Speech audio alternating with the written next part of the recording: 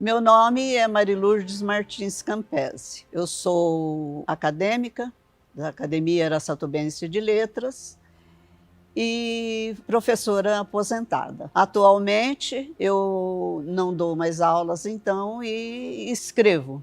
Gosto muito de escrever e escrevo. Eu comecei a escrever de uma forma, assim, acho que inusitada, porque eu decidi editar as historinhas que eu contava para as minhas filhas. Mas eu ia fazer edição de 2 livros, um para cada filha, e levei para uma gráfica. E chegando lá, um editor viu os meus escritos e me procurou para publicar. Então eu publiquei essas histórias, e uma coleção com 4 volumes, e esses 4 volumes continham 12 histórias infantis só sobre animais. Essa coleção se chamou A Arca da Bicharada e teve assim uma boa repercussão. Foi traduzida para o inglês, foi vendida na América Latina inteira. Foi assim uma explosão de vendas. E ele resolveu fazer a segunda edição da segunda coleção. Então ele fez a segunda edição, essa com apenas 3 livros. Mas eu parei por aí, isso foi nos anos 80. Em 85 eu concorri no concurso de contos Cidade de Araçatuba e fui classificada em primeiro lugar em nível local e nível nacional. O professor Célio Pinheiro, nessa ocasião, estava procurando fundar uma associação ou academia para unir os escritores, porque os seus alunos tinham feito uma pesquisa muito grande sobre escritores de Araçatuba e região. E me convidou para integrar esse grupo de 15 elementos. Isso em 1992. E daí em diante eu fiquei. O professor Célio me incentivou muito a escrever mais, publiquei mais livros. E até agora estou assim com uma publicação de uns 6 livros meus, um em parceria, e assim participei de bem mais de 20 coletâneas, não sei quantas. Então a Academia de Letras acabou desenvolvendo o seu papel na cidade e a cultura começou a se movimentar de uma outra forma. Foi um grande feito do professor Célio Pinheiro. Sobre mim, é isso que eu tenho a dizer. A não ser que recebi alguns prêmios, um prêmio Sesc de literatura, 2 vezes troféu Odete Costa, também o de concurso de contos, do primeiro concurso, e depois de outro concurso de contos, também alguma classificação. Eu prezo muito as letras, literatura, mas gosto também de todas as demais artes, porque a nossa cultura se expressa através de artes. A comunicação maior é através de artes. Então, nós temos que zelar por isso em nossa cidade. Agora vou falar com vocês sobre uma figura muito importante para a Semana de Arte Moderna, Oswald de Andrade. Ele foi assim o mentor, foi aquele que desenvolveu todo o processo para culminar numa mudança radical no estilo literário da época. Depois da existência do pré-modernismo, que foi uma preparação para a Semana da Arte Moderna e para que o modernismo se instalasse definitivamente aqui no Brasil, é que ficou assim ressaltada mais a figura de Oswald de Andrade. Ele foi uma pessoa que percebeu, por vários motivos, e um desses motivos foi a sua viagem, a sua estada na Europa, ele percebeu por vários motivos que o Brasil estava muito atrasado em relação à intelectualidade. E ele ficou incomodado com isso.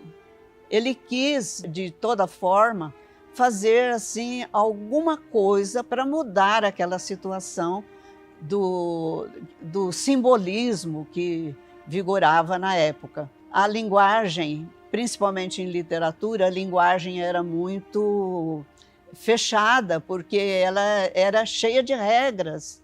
Então, para se fazer uma poesia, você tinha que quase fazer um cálculo matemático. E estava sendo assim muito atrasado para o desenvolvimento literário do povo brasileiro, né? Das pessoas aqui no Brasil. E ele ficou incomodado quando ele viu a vanguarda, quando ele viu o avanço lá da Europa. Ele ficou entusiasmado, ele quis trazer aquilo, porque o que mais o incomodava era realmente a falta de brasilidade nas coisas que estavam escritas, né? A cópia sempre do estrangeiro, das regras do estrangeiro. Então, quando ele voltou para o Brasil, ele resolveu iniciar assim, um movimento para desenvolver essa literatura de uma forma que retratasse mais as coisas do nosso país e que deixasse de seguir tantas regras quantas as que existiam. E isso é lógico que não foi só em literatura, ele estava preocupado com tudo, não é? Tinha as artes plásticas, teatro, tinha a parte de estudos, de configuração do modernismo propriamente dito, né? Ele ficou assim, muito incomodado com tudo e começou a trabalhar. É lógico, ele não trabalhou sozinho, ele teve um grande amigo que o ajudou muito, que foi o Mário de Andrade. Ele se casou assim, várias vezes e com pessoas que o ajudaram muito porque estavam integradas ao movimento que ele fazia. Apagou mais no sentido político, de mudanças de ideias, não é? Novas ideias que surgiram.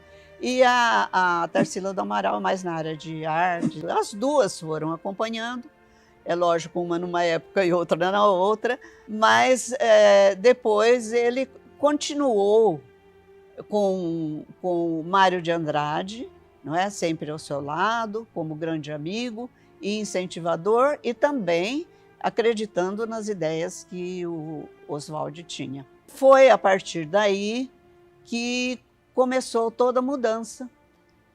Ele incentivou as pessoas que escreviam, mas como que ele podia incentivar?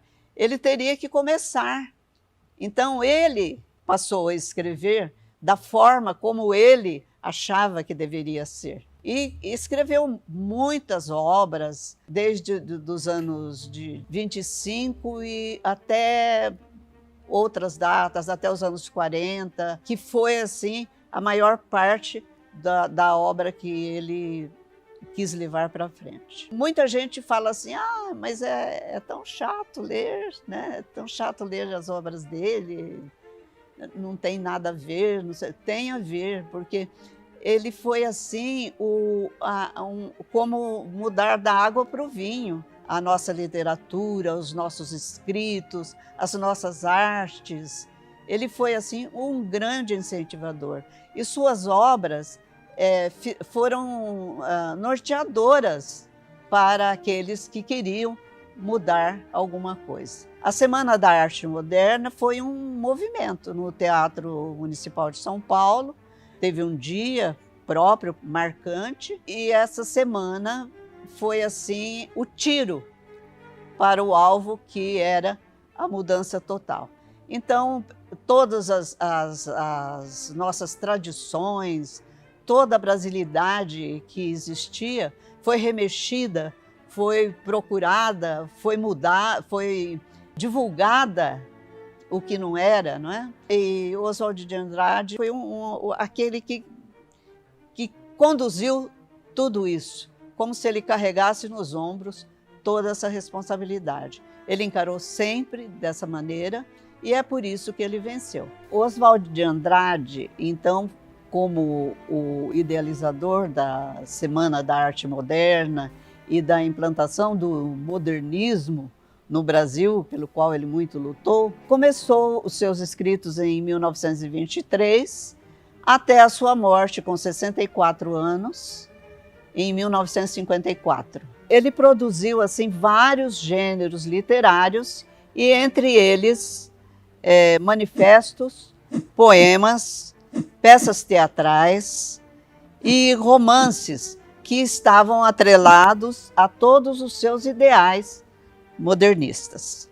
Eu gostaria de deixar nesse momento com vocês apenas um trecho de um texto dele, que traduz bem o que ele queria, como ele desejava que as coisas fossem. Achei que nesse texto tão pequeno, ele disse tudo sobre os ideais que ele tinha.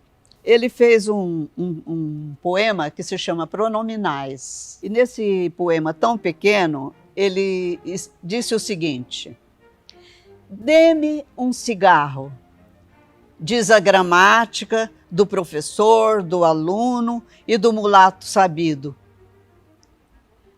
Mas o bom negro e o bom branco da nação brasileira dizem todos os dias: deixa disso, camarada, me dá um cigarro. Obrigada.